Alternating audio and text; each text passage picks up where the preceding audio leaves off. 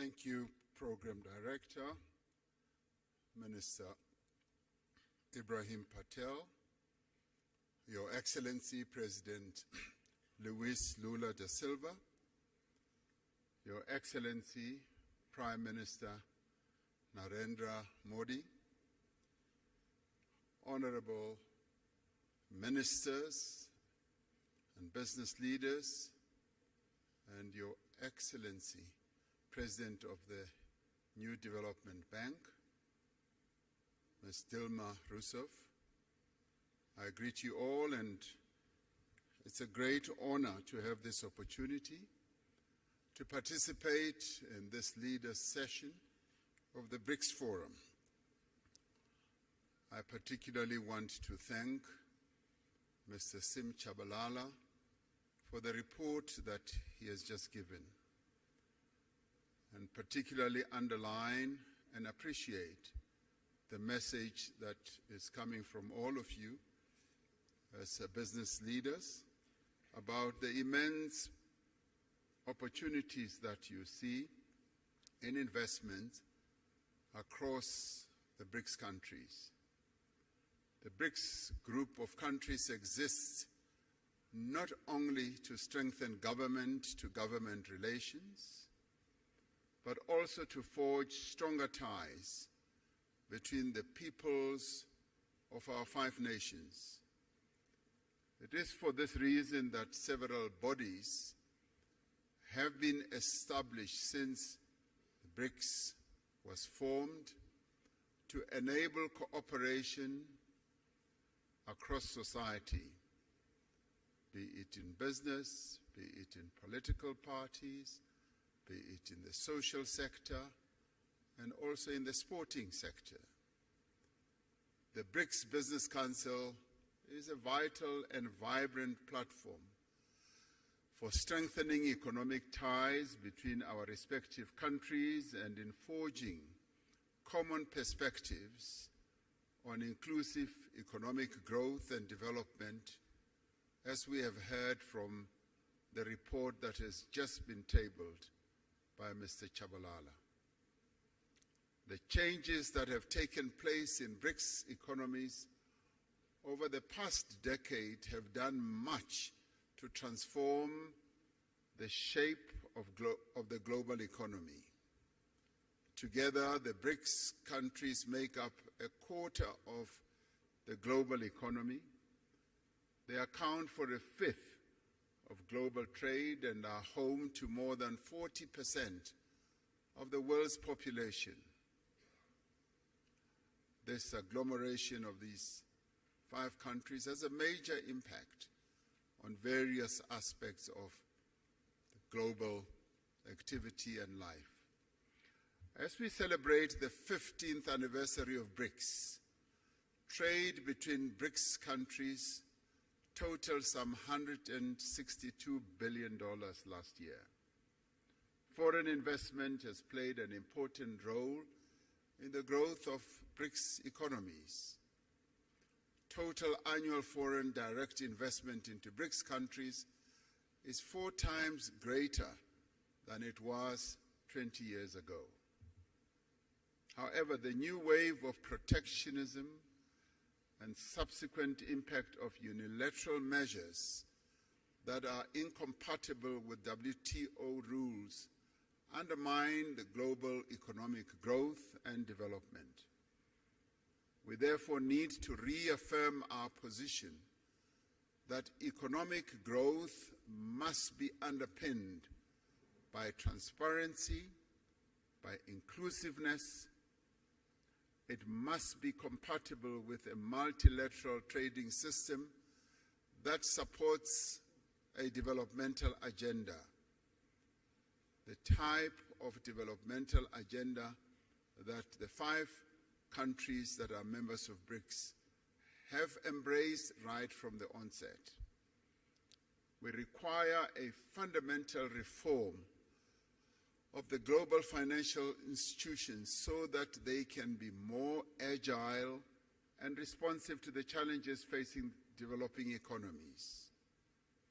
In this respect, the New Development Bank, established by BRICS countries in 2015, is leading the way. Since its formation, it has demonstrated its ability to mobilize resources for infrastructure and sustainable development in emerging economies without conditionalities. Earlier, before coming into this session, I was speaking to the president of the New Development Bank, and she was outlining to me how ready and willing the New Development Bank is in terms of supporting the development agendas of various countries. And we applaud this, and we appreciate this. BRICS economies have emerged as powerful engines of global growth. Yet the rapid economic, technological, social changes underway create new risks for areas such as employment, equality, as well as poverty in many of the BRICS countries. It is quite heartwarming to hear you as business people, as one listened to Mr. Chabalala's report, also focusing on issues such as poverty reduction and elimination, and inequality as well. It isn't often that you hear such very positive and forward-looking messages from the business community. So it's wonderful to be in a forum under the aegis of BRICS that you as business leaders are in tune with the developmental agenda that needs to be pursued to lift the people who live in BRICS countries and beyond out of the ravages of poverty and inequality.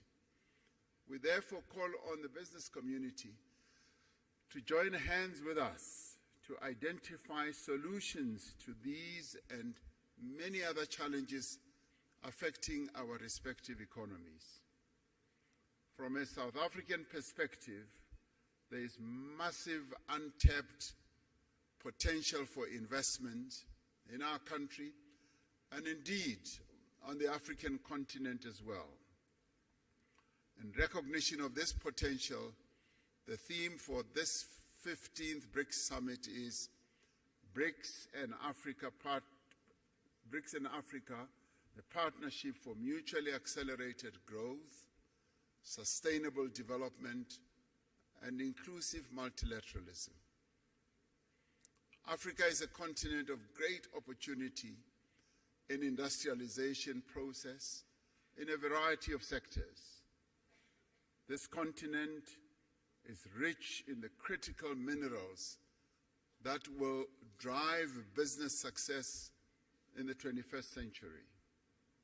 The continent has resources of lithium, vanadium, cobalt, platinum, palladium, nickel, copper, rare earth minerals, rhodium, and many others. And these are the minerals that abound and are driving economic activity across the world. African countries have made it clear that the investors of choice are those who will come and invest in our continent, but also process the resources here, close to source, so that African countries do not export rock and sand, but export finished products as we would like to do. We are developing stronger regional value chains that will connect a number of African countries, providing investors with diversity, with strength, as well as with resilience. The African Continental Free Trade Area creates a single market that is expected to grow to 1.7 billion people and nearly $7 trillion in consumer and business spending by 2030. The success of the African Continental Free Trade Area will require a massive investment in infrastructure. We need to mobilize the substantial financing that is needed to build the roads, the ports, the rail, energy and telecommunications network that will enable industrialization and trade.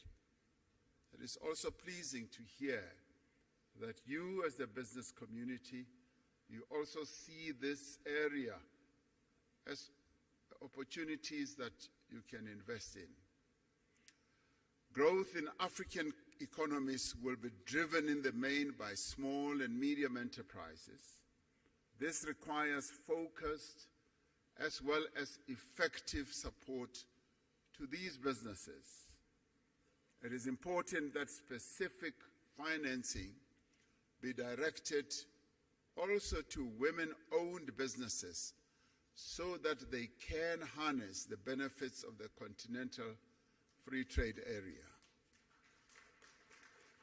And we in Africa, as we seek to grow and develop, we are focusing on the empowerment of the women of our continent who have been held back through the years of colonialism, and in our case, through the years of apartheid, through protocols and laws. And we are saying we need to free the women of our continent so that they can trade, so that they can be in business and grow the economies of our various countries. Africa has a young, digitally connected and urbanizing population, a population which provides a stable workforce for companies in the future. The investment in skills development is continuing to grow. These factors all position Africa as the next frontier of productivity and growth. The BRICS countries have an opportunity to contribute to and participate in Africa's growth story. This can be achieved through greater cooperation in areas such as infrastructure, agriculture, manufacturing, new energy, and the digital economy. I was pleased to hear that these are also areas that you as business people are focusing on. South Africa has an important position in growing the African market, facilitated by the Africa Continental Free Trade Area and other free trade agreements. South Africa's industrial strength, our mineral endowments, and our large market opportunities provides a compelling value proposition for companies wanting to establish their businesses here. South Africa has significant industrial capacity with Africa's most advanced industrial innovation and fabrication base. Firms that have invested here recognize that South Africa has deep local capital markets and strong financial systems. We have a diverse and sophisticated economy, and this country possesses world-class infrastructure, skills, abundant natural resources, industrial clusters, and a host of incentives to support investment. And many investment and partnership opportunities exist in renewable energy, in infrastructure, in aquaculture, in ICT, automotives, pharmaceuticals, and advanced manufacturing, amongst others. It is clear from the report that we have just received that this has been a very productive business forum. And I'd like, as I end, to commend the BRICS Business Council, the respective ministers from the BRICS countries and officials, and all business leaders who have made a meaningful contribution for the success of this business forum. and to have all of you, almost 1,500, I'm told, to have this, what I see as a very successful business forum. I sincerely hope that your participation in this BRICS Business Forum will yield the productive outcomes that are required for us to catapult BRICS economies towards a more equitable and accelerated growth. In 2 hours or so, the BRICS leaders will sit together in a retreat to discuss a number of BRICS-related matters, and one of those is the expansion of BRICS. A number of countries, some of which are represented here, are seeking to be part of this BRICS family. And we appreciate that. It goes to show that the BRICS family is growing in its importance, in its stature, and also in its influence in the world. And we will be taking into account the various desires of various countries to be part of BRICS. So we hope to take into account the report of your discussions here as well as we consider the way forward with BRICS. Your participation here really strengthens the BRICS story. It confirms that BRICS is an important player in the geopolitical and economic architecture of the world. And so we hope that it will continue to be so. Thank you very much for participating. We thank you.